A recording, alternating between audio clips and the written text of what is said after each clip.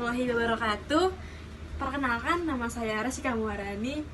Saya mahasiswa dari Batam Tourism Politeknik, Prodi Culinary Management. Di sini saya ingin membagikan sedikit materi tentang menjalin hubungan.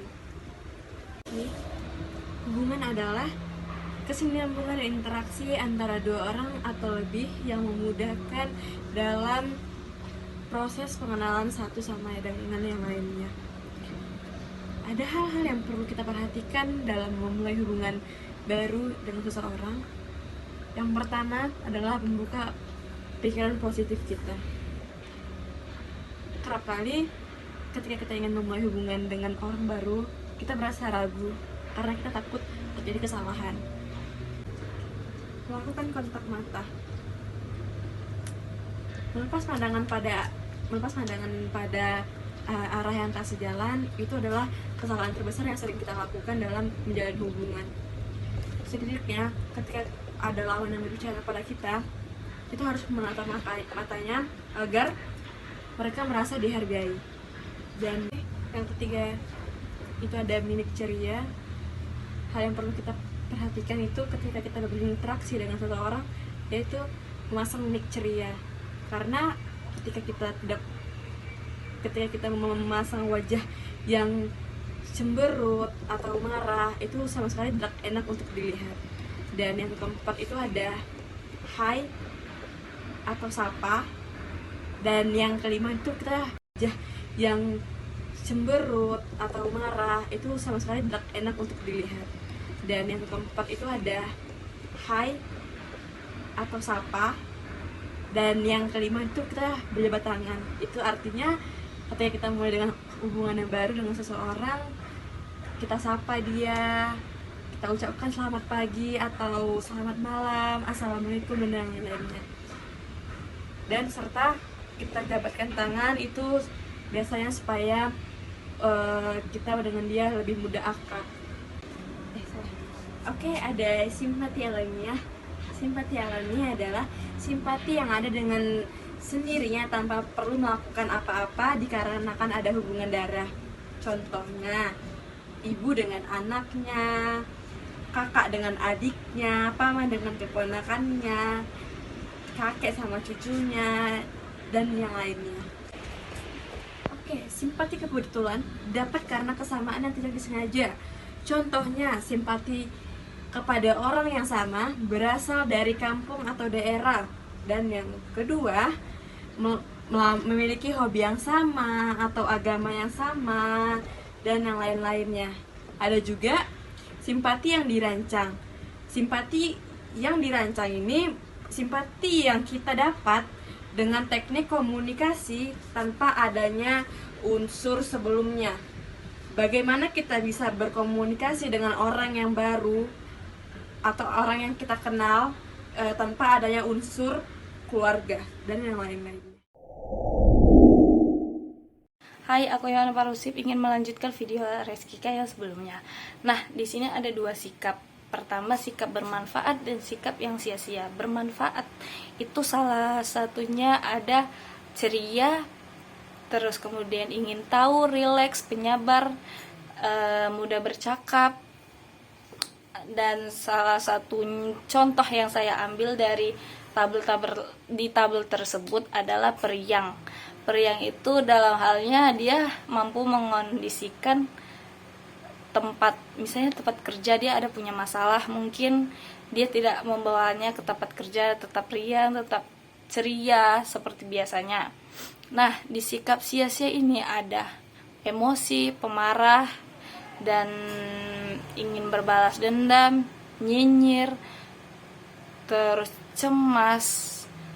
Nah, nih salah satu contoh yang saya ambil adalah nyinyir. Di kalangan sekarang itu banyak anak muda yang nyinyir atau dibilang gosip, bisa dibilang. Nah, itu salah satunya contohnya, misalnya nih ada dalam sebuah geng. Di dalam geng tersebut mereka nyinyir atau gosipin orang. Contohnya, nih rambutnya si Hana bau ya, terus gak usah dia temenan sama dia, bisa jadi itu termasuk nyinyir. Kedua, pembuli. Pembuli itu bisa dibilang kayak balas dendam. Nah, misalnya nih, jangan temenan sama si Hana. Si Hana itu anaknya nggak hits, nggak kekinian. Itu salah satu contoh dari sikap pembuli. Nah, dari sikap ini kita bisa menyimpulkan kita sebagai anak muda, kita harus mengambil sikap-sikap yang bermanfaat, dan sikap yang sia-sia ini harus kita kurangin. Kalau bisa, kita tidak menggunakannya. Assalamualaikum warahmatullahi wabarakatuh. Perkenalkan, nama aku Dewi Kirana. Aku dari kelas Kumbenai ingin membacakan Hypno Communication Slide 3. Komunikasi, perbuatan jauh lebih efektif daripada perkataan. Bahasa tubuh terbuka, bahasa tubuh tertutup, bahasa gerak-gerik kecil. Keselarasan internal, kolaborasi 3V, menjadi diri sendiri dengan keselarasan eksternal, bukan berarti semua atau tidak tulus. Selaras sikap, empati, selaras bahasa tubuh, mencocok, mementulkan gerak-gerik tertentu, postur tubuh, total gerakan tubuh, kemiringan kepala, geleng, angguk, ekspresi wajah, pernapasan, selaras suara, nada, volume, speed, intonasi, ritme, kata. Terima kasih. Wassalamualaikum warahmatullahi wabarakatuh. Perkenalkan, nama saya Dika Alfonso, saya dari kelas 6 CMMB. Di sini saya akan menjelaskan dengan etika komunikasi. Ya, yang materi yang saya akan jelaskan yaitu tentang listening. Yang penting bukan hanya bertanya, melainkan juga menyimak. Yang pertama, mulailah dengan pertanyaan sederhana. Kedua, gunakan kata-kata yang membuka. Yang ketiga, aktif menyimak umpan balik, lisan maupun fisik. Yang keempat ada pujian, yang kelima ada reputasi, yang keenam ada needs atau dibutuhkan dengan real, yang ketujuh ada challenge, yang ke-8 ada superiority, yang ke-9 ada hindari kekeliruan, yang ke-10 ada lakukan rapor. Yang ke-11 yang terakhir yaitu imbangi dengan teori Klaus. Selanjutnya itu ada tentang rapor. Segala sesuatu yang menyebabkan orang merasa cocok satu sama lain, semua faktor yang mendukung terciptanya keselarasan antara dua orang, mulai dari gaya bahasa, cara bicara, gerak tubuh, tangan, dan sebagainya disebut rapor. Terima kasih atas kerjasamanya. Selamat malam. Assalamualaikum warahmatullahi wabarakatuh. Nama saya Fahreza B. Pradipta dari kelas 6 CMMB di grup 1. Dan kali ini saya akan membahas submateri dari simpati, yaitu raport. Bukan laporan belajar seperti sekolah, namun RAPPORT, raport. Tapi sebelum tahu arti raport, ada satu hal yang perlu ketahui, bahwasanya secara tidak sadar kita sedang dan bahkan mungkin sudah melaksanakan raport.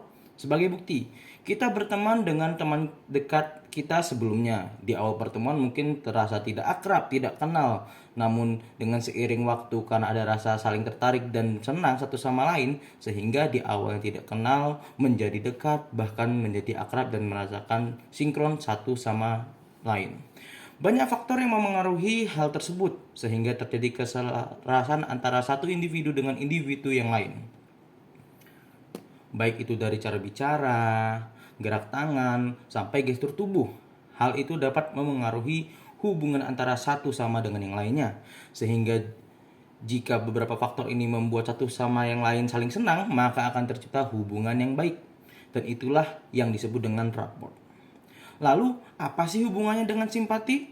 Seperti yang kita ketahui, bahwasanya simpati merupakan proses dari sikap rasa tertarik terhadap orang lain, sehingga rasa tertarik tersebut akan membuat orang tersebut ingin memahami satu sama dengan yang lain. Antara kita dengan orang lain, kita akan merasa ingin tahu. Maka dari itu, raport merupakan bentuk hasil dari simpati, yang mana simpati, rasa ingin tahu dan memahami, akan menghasilkan hubungan yang erat. Sekian penjelasan rapor dari saya. Terima kasih. Wassalamualaikum warahmatullahi wabarakatuh. Baiklah, selanjutnya saya akan menjelaskan tentang Roman Patch. Di sini ada comparison, yaitu perbedaan. Maksudnya yaitu beda atau selisih, atau bisa disebut perihal yang membuat perbedaan pendapat. Setiap perbedaan pendapat ataupun pertentangan hendaknya diselesaikan secara musyawarah dan damai. Kedua, ada liking atau menyukai. Maksudnya, ketika seorang tidak memenuhi kriteria kita, bahkan jauh sekali, maka bukan berarti kita tidak bisa menyukainya. Menyukai bukan berarti kita cinta sama orang itu, atau bisa disebut kita suka sama jenis. Misal, saya menyukai teman yang memiliki pikiran terbuka karena mereka yang melayani untuk melihat segala masalah dari berbagai sudut pandang, sudut sisi, maupun latar belakang kita. Yang ketiga ada authority atau otoritas. Maksudnya yaitu sebuah bentuk kekuasaan seseorang atas diri orang lain. Pada waktu seseorang memiliki otoritas, maka kekuasaan menjadi miliknya. Yang keempat, ada reciprocity. Maksudnya, bentuk pertukaran akibat timbal balik hubungan sosial yang dilakukan perorangan atau kelompok dalam masyarakat agar tercipta jaringan sosial yang langgeng. Yang kelima, ada komitmen dan konsentrasi. Maksudnya, suatu pengabdian atau perjanjian pada diri seseorang terhadap suatu hal dalam jangka waktu yang lama. Komitmen bisa disebut juga tanggung jawab diri kepada pasangan yang perlu dijaga bersama-sama. Yang terakhir ada scarcity atau kelangkaan. Maksudnya, kesengajaan antara sumber daya ekonomi yang terbiasa dengan jumlah kebutuhan hidup yang tidak terbatas.